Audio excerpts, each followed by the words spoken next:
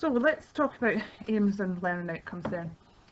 You're very familiar with learning outcomes. The whole way through your course so far we've said to you, these are your learning outcomes for the session, these are your GDC learning outcomes, and when it comes to division, use your learning outcomes, that type of thing. But what we're wanting to do here is look at it from the opposite side. You need to look at this now from the aspect of the person who's delivering the education rather than the person that's receiving it, which is how you've perceived the learning outcomes so far. Because learning outcomes are really important whenever you teach anything. So in your delivery of oral health promotion, you're obviously teaching people, and therefore you need to construct learning outcomes with which to do it.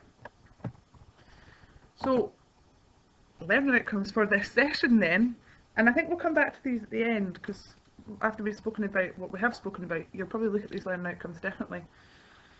We want to give a definition of both an aim and a learning outcome, think about why we need learning outcomes, and a little bit about domains of learning, because that helps you construct your learning outcomes around those domains.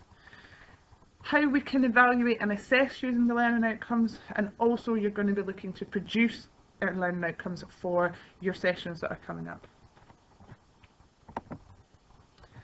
So let's start from the very beginning then. Let's know the basics of what we're talking about here. Your aim. Now, the aim is one statement that you'll write at the start, and you may not particularly look back at this. Of this whole process of aims, learning outcomes, the aim is a minor aspect of it. All the aim is just a broad statement of intent. It's just indicating generally what you're going for in the session. It is short and it is snappy, just like when you wrote the aim for your audit. So if I go back to that slide we were just looking at for the aims and learning outcomes for this, you can see how broad that is. Introduce aims and learning outcomes, that's it. So for your oral health promotion, you know, depending on what you're planning on talking about, it could be as simple as discuss the necessary components for a healthy mouth. I mean, if you're going more specific and you're talking specifically about smoking or maybe children or something, then your aim would be more specific. But in general, we're just looking at a broad statement of intent. The learning outcomes, however, are vital. So the learning outcomes specify what the learner will be able to do once they've completed the session. It's the breakdown of things that they're going to learn in order to complete this broad aim that we've talked about beforehand. So, am I just giving you a whole load of educational jargon here? Are they that important? Can you not just learn stuff? Why do you need to be told at the beginning what you're going to learn? Well, this statement that I've got here is taken from a short guide to setting aims and objectives, and it is produced by NHS Education for Scotland, and I've made that document available to you on Blackboard. But the reason why learning outcomes are so important, and it's not just jargon, is really well explained here, and I'll just read it out word for word. It says, an individual can be capable of knowing something, but be incapable of applying that knowledge or using it in any meaningful way. If you are more specific and indicate to a learner that by the end of the course they will be able to, whatever, it will give them a clear guide as to what is to be achieved and can be evaluated more effectively by the tutor, and I would also add to that, by the learner themselves. So without learning outcomes, you're just giving somebody a load of information and then at the end they go, yep, cool, know that.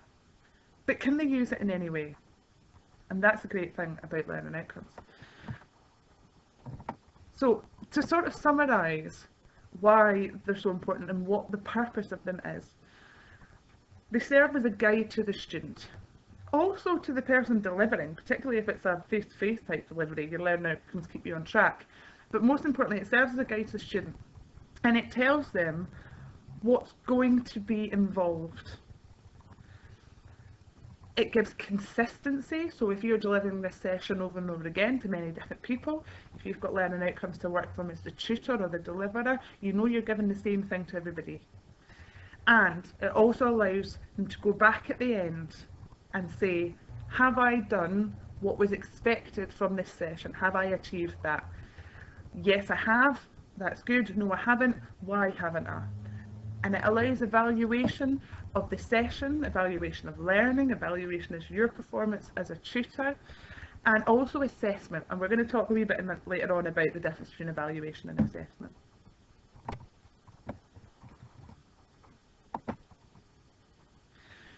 So we use learning outcomes to measure performance, standards, and conditions. So what I mean by this is, performance is quite simply, can you do it? So a good example, I think, is if we think about impression taking. So to measure a learning outcome that would be looking simply at performance would just be something along the lines of students will be able to demonstrate impression taking. Can they do it? Can they not? But let's add in a standard. Because maybe they can do it, maybe they can put alginate in the mouth and take an impression, but it might be rubbish. So if we add a standard, so can they do it well enough? So if we add that into what we were talking about, the impression taking, students should be able to demonstrate that they can accurately take an impression. And then let's move on from there, because maybe you can take a good impression on a phantom head, but not on a real person. So that's where the condition comes in. Can they do the task well enough in the setting where they're realistically going to be doing it? So adding on to the impression taking, students will be able to demonstrate accurate impression taking using disposable perforated stop trays on a patient in a clinic. Okay, so we've now got a really comprehensive learning outcome. Thinking of performance, the standard of that performance, and the condition. And we've talked about a practical skill there, but that could also be applied to a learning instance. So let's think about what we're talking about now. Performance. Can you write a learning outcome? Let's add a standard in there. Can you write a learning outcome that aids the learning of a student? And then in a condition, so can you write a learning outcome that aids the learning of a student in an oral health promotion talk? Okay, so when you're writing your learning outcome, those are the three things you need to think about. Now, I've just put a little bit at the end there to note, learning outcomes are not the same as objectives. I want you to think back a little bit about when you were doing your audit. And for your audit, you wrote an aim and objectives. Because outcomes are referring to the end result. Outcomes are about where the student's going to be at the end of that lesson. An objective is discussing ways in which you're going to meet your aim. And it's not appropriate in this situation, because the point of learning outcomes is to aid learning. Writing a list of how you're going to get to that point is not useful to your students. So here we're talking about aims and learning outcomes. Your audit, you talked about aims and objectives, because how you were going to reach, how you were going to gather enough information and that type of thing. So please don't get them mixed up. We're talking about learning outcomes here, an end point. So the wording of your learning outcomes is really important, and you will have probably come across this in your time on the course. You will have come across learning outcomes that you found really useful, and you'll maybe have come across others that you thought, hang on, does that really say anything? And that's the point here. The words you use need to mean something. It needs to be explicit and clear exactly what you're asking of the student or what your intention is. So the list of here that I've got down here is poor words. Understand. Like, what does understand mean? It's such a broad word. Are you expected to be able to just say the words? Are you expected to be able to explain it? Are you expected to be able to actually physically do it? So understand, appreciate, is not ideal. Know is the worst. Just know stuff? Well, of course you're going to know stuff. That's the whole point in having any kind of instruction. But it doesn't tell you. It gives you a performance maybe to know it, but there's certainly no condition or no standard in there. Just know it. It's not ideal. So you want to avoid these sort of vague words that don't really mean much.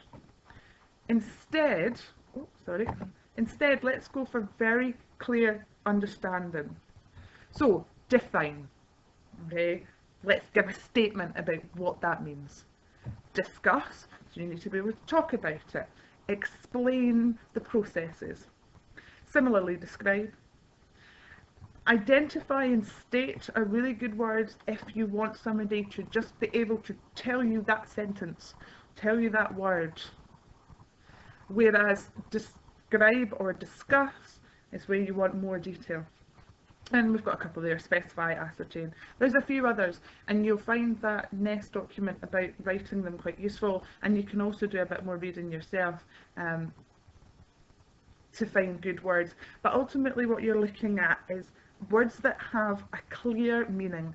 It's not ambiguous. Different people aren't going to think different things, whereas you might do with these more vague words that we've got on the left hand side there.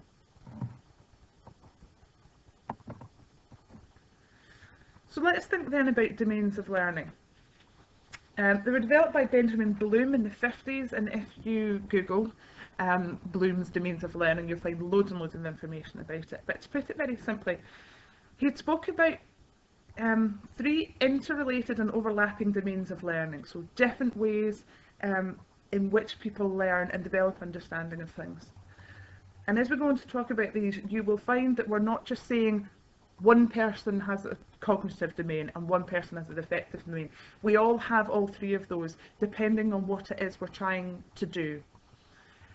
And the reason why it's important to know this is because when you're designing your learning outcomes, you need to be able to say that you have learning outcomes that will fit into all 3 of these domains.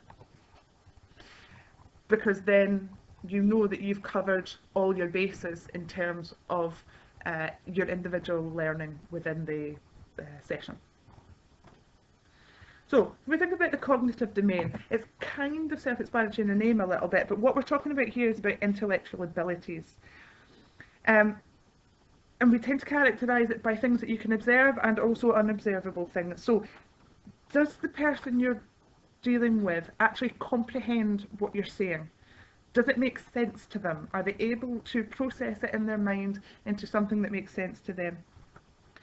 Can they organise the information that you've been given into ideas that they've been given and also further develop their own ideas? And can they evaluate the information they've been given and base their actions on that? So if we think about an example in terms of our oral health promotion, you'd be thinking about the patient's your students' ability to recall and understand what you've said and be able to analyse the information. So, for example, if you were teaching somebody how to brush their teeth, could they, in words, explain that back to you? And if they can do that in words, then that lets you know that they've understood it. Interestingly, if somebody repeats something back to you, just parrot fashion, word for word, that doesn't demonstrate cognitive learning. It just demonstrates memory. So you kind of want people to be putting things in their own words to fully understand that you've reached that cognitive domain, and that's something that you can reflect when you're writing your learning outcomes. So you might want to use the term define rather than list, because a list is really just absolute straightforward recall, whereas define would suggest, or explain would suggest, that they need to give a bit more information of their own, and that shows that they've properly cognitively processed what you've said. The second domain that Bloom talked about was affective domain, and this was the best picture I could get to demonstrate. What this is about is somebody's emotions relating to their learning. And it takes into consideration things like each individual person's attitudes and values, also what they're interested in and therefore how much attention they'll pay, sort of deeper thought processes. Things that it's quite difficult to influence. You'll remember in first year when you did behavioural sciences and we looked at behavioural change, and we said that someone's core values and attributes are very difficult to change, if possible to change them at all. And this is the type of thing we're talking about here. So in relation to oral health promotion, an example of affective domain would be how somebody feels about the information you've given them.